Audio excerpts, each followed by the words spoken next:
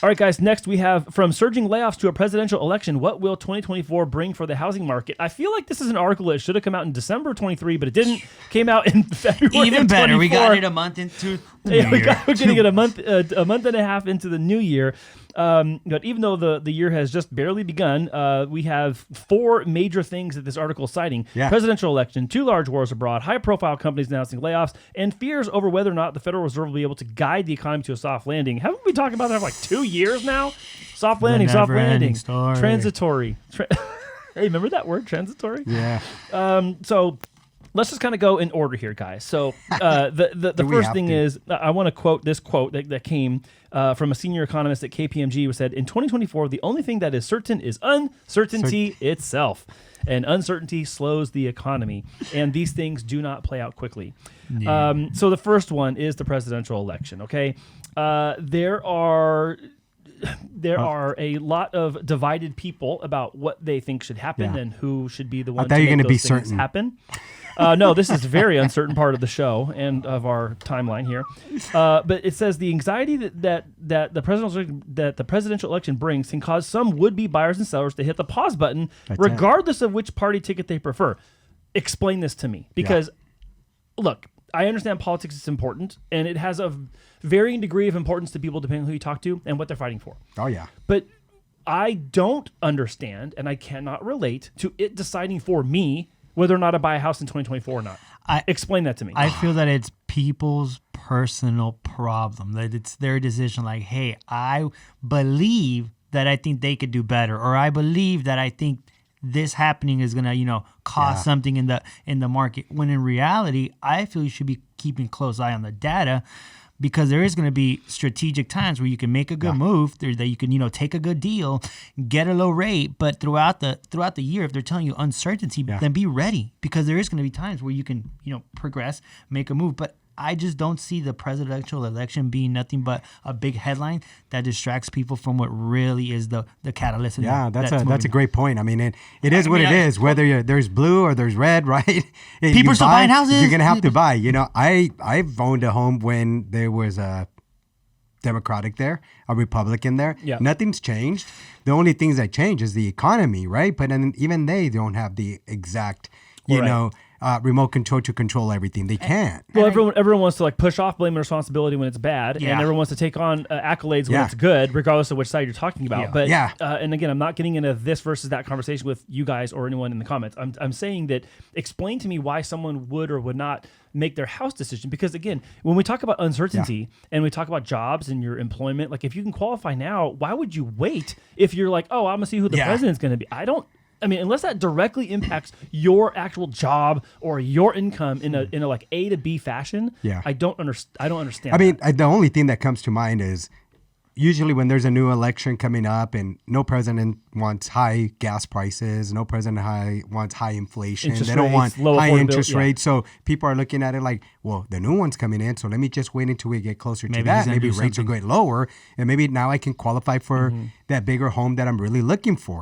Or instead of qualifying just for $400 right now because rates are so much lower, I can qualify for $500,000. Right, purely strategic. Trying, exactly, but we never know, right? We never know what can happen, but we could just assume that these things may happen based on previous years of when elections happen. That's what more or less was the norm. That's a good point. I think it's, their behaviors, if what they experience in certain terms, if they bought houses before, maybe that's what they're taking as a guide. Like, hey, let me see. Maybe this president is going to put in policies that is going to stimulate something in the economy that, I don't know, maybe, fixes home prices. Well, and some of it just historically is someone inheriting what had happened in administrations prior or several administrations prior. I mean, look, we got in the industry in 2005, and at the time George Bush was the president. In 2001 had happened, and September 11th, and the whole thing. And then there was this whole get a home, and the market unleashed all these products that maybe in retrospect it shouldn't have, and it ended up causing the great financial collapse that happened in Obama's term. So it's that carried over.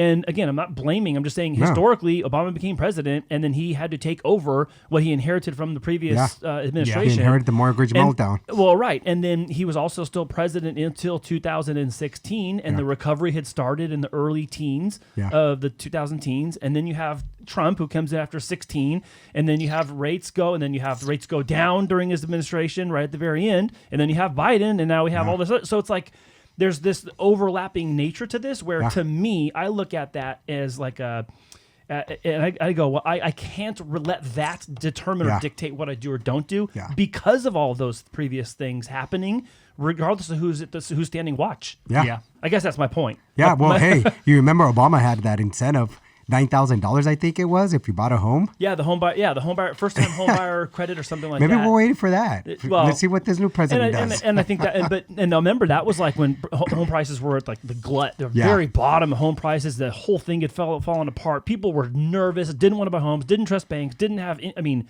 that was nasty. Ugly. Yeah, we had plenty of inventory. It was too much inventory. Yeah, 1.3 million homes available. Ridiculous. Higher than that probably is what it was. So I think that people are going to be paying close attention. I guess what I'm admitting here publicly is that I just don't relate to people waiting for the outcome of the election to determine whether they buy or sell a house. And I mean, right here it goes on to say, to back up what you said, usually home sales are unchanged compared to a non-election year, with the exception being November.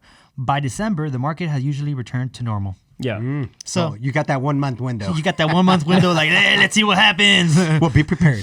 So for those who are waiting, November. Yeah. Well, that's the lame duck session, right? So if the current president is voted out and the new one's not going to be installed until January, you got that lame duck session, lame duck real estate, we should call it. Hey, it's a new show, new playlist. All our shows from November to January will be the lame duck series. Which comes to the next one, right? Could the presidential election stall home sales? Yeah, I don't know. I mean, me neither. Again, this is a personal decision people are making, and I guess it does come down to whether or not they think it's that important that they should wait or just do it now. I think just too much of that is wrapped up in individual choice, of course. Again, let's ask the audience, in your comments, please. Well, Let us know what you think. That is a good question. Like, who would wait to buy or sell because of the outcome? I understand there's a lot of reasons why someone would say this or someone would say that based on where you sit in the economy, where you sit with your leadership, where you sit in your specific industry, and what might be second and third order effects of who the president is. But yeah, that'd be interesting to learn and see what you guys say about whether you would or wouldn't be doing certain moves in real estate because of who the leader is. I mean, if I qualify right now, I'm able to afford something. I just can't find something. I like to just be prepared, right? Yeah. Let's see if opportunity comes, but at the same time, like, I'm cautiously waiting. Cautious. Yeah, just cautiously being cautious. Hey, do I really want to buy in this high interest rate? Maybe I can wait. Yeah. Do I really have to pull the trigger now? Yeah. So. It just, again, it depends on that certain situation that a person's going through. So the next thing here, guys, they're talking about unemployment could hurt the housing market. Yes. And, we've kind of talked about this from the beginning, from the start when the Fed started raising rates. I put my nerd hat and I'm like, this is going to hurt corporations because those are carrying debt connected to prime somehow. That's going to get more and more expensive, and they're going to have to remove expense from somewhere else on their budget and their line item of the profit and losses, and that means employees. So you have the threat of widespread employment, and the news has recently been filled with companies with household names such as Google, Amazon, UPS announcing layoffs this year. Last week, Toast, some of you guys know Toast, the payment processor, they announced they're doing a 10% layoff, and then Nike just announced that they're laying off like 1,500 people or something like that. Yeah. So there's even more household names. And I don't know how much of this is us peering into the future of what could be bigger problems, but I get this because it's actual job loss. We have unemployment that is still at 3.7% in January, which is, according to federal unemployment data, which is still really good. I know we've talked before that historically a 3% turnover rate is normal because considered fully employed because there's always 3% of the population that's either hiring, firing, or transitioning to a different career or job. And so 3.7 is pretty healthy when you look at it, as long as there's not a lot of stuff, not a lot of cooking in the books. But we've been talking about this, guys. Yeah, no, it's just crazy that Amazon's one of those, right? Well, when they reported their highest profits this last quarter. Right. It's amazing. But here's the thing, guys, too. The other thing that they're not mentioning here is they're determining layoffs. We don't really know for what reason. True. Right? That's true. I mean, there's AI now that's been kind of taking over. You guys, Terminator's not coming out anytime soon, okay? But they're also, looking and investing into AI. They're probably taking those jobs that people aren't really required to actually replace them with this AI tool. So maybe that 10% could be or 5% could be. We really don't know because they're not going to tell you exactly what the reason is. Yeah, and I think that's why I'm not sure if I agree or disagree with this whole unemployment being a problem thing, because I think obviously it's a problem for the individual, but I don't, like, not all jobs can just be eliminated and replaced with AI. They're not going to come and unclog the toilet, replace the pipe that goes from the main of the city to your house. Like, that still takes labor. That still takes work. Someone's going to still change my oil in my car and fix the tire on the side of the road, that kind of thing. So, but that's why it's only 10%. Well, that... So, the article is saying that while things are far from perfect, the economy is probably doing better than people want to give it credit for. Do we agree with that or not? Oh, man. Do we agree? I think it's disagree. There's no middle. I think if you're doing good, you're doing good. If you're struggling, you're feeling the pinch. So I don't think there's like a middle, like, hey, we're like doing all right, we're getting by. I think it's on a two. Just like with us, it depends what area you're in. With real estate, it also depends what career you're in.